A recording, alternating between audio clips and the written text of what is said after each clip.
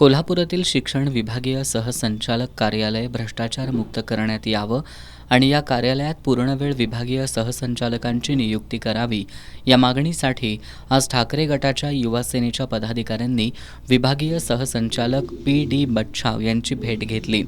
यावेळी युवा सेनेच्या पदाधिकाऱ्यांनी शिक्षण सहसंचालक कार्यालयात शिक्षकांची आर्थिक लूट होत असल्याचा आरोप केला।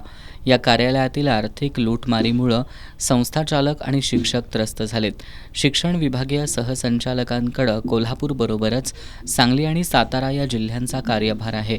त्यामुळे विभागीय सहसंचालक कार्यालयातील कामांचा निपटारा वेळेत होत नाही असा आरोप करत या ठिकाणी पूर्णवेळ विभागीय सहसंचालकांची नियुक्ती करावी अशी मागणी युवा सेनेच्या पदाधिकाऱ्यांनी केली आहे। यावेळी पदाधिकाऱ्यांनी काही वेळ कार्यालयाच्या दारात घोषणाबाजी करत परिसर दणाणून सोडला।